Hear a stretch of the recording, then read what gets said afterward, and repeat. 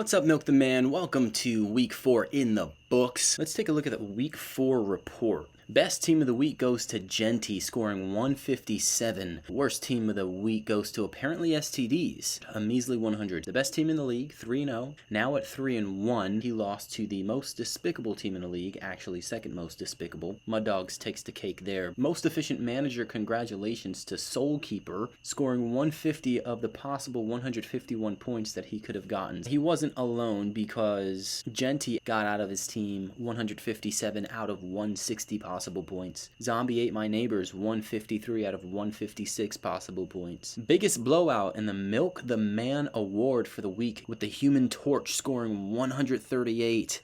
Beating out AJ, who scored 100. And you know the crazy thing is, apparently STDs could have gotten a total of 137.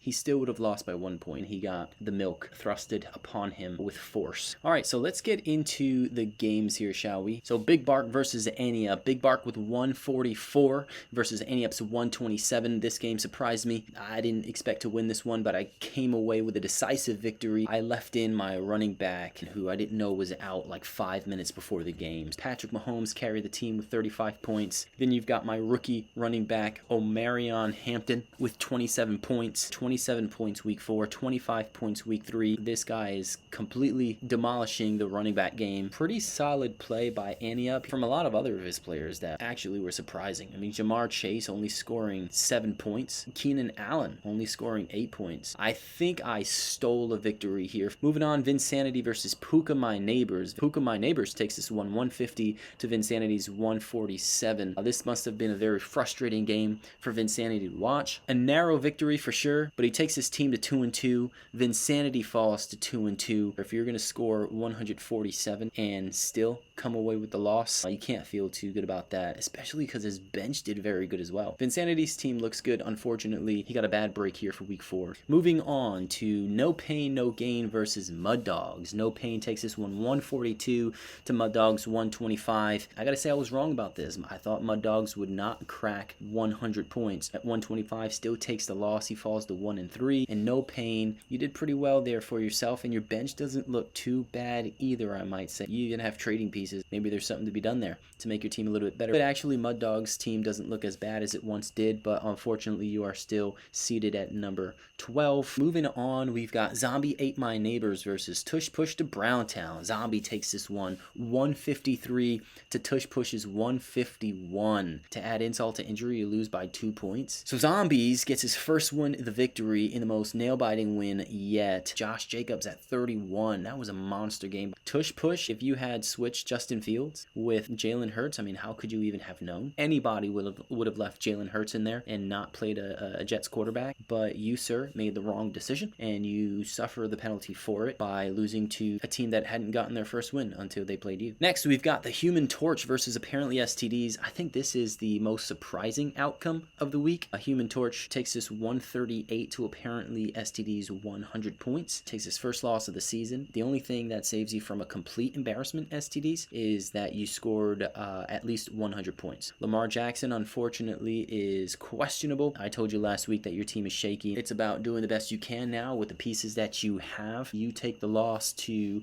a team that has been struggling. The Human Torch could all of a sudden see himself in a position to be a 3-2 and a team to be reckoned with. Lastly, we've got Burrow My Dicker versus Genty. Genty takes this one 157 to Burrow's 128. And if we look here what happened with Genty, we got Christian McCaffrey, who is not questionable. He's not out. He's not inactive. Christian McCaffrey is the #1 running back in the NFL. This guy has scored no less than 22 points his first 4 games of the season. This guy is an absolute wrecking ball, and he's crushing it for Genty's team, who is now 3-1 and seated number 2 overall. Burrow My Dicker, no such good news on his team. With better management, you could have taken this win easily. You could have scored a total of 173 points to Genty's 157, which he beat you by. So you're at 1-3. Genty's at 3-1. And now let's look ahead to the week to come. Big Bark versus Vinsanity. We've got myself projected at 123 points. My team is not respected by these projected points. Vinsanity is going to look to be his best at managing his team to get his team the W that he perhaps perhaps should have gotten last week but didn't. He's going to take this one and he'll move to 3-2. Big Bark is going to fall to 2-3. No Pain, No Gain versus Tush Push to Browntown. No Pain is at 3-1 and he's had himself a pretty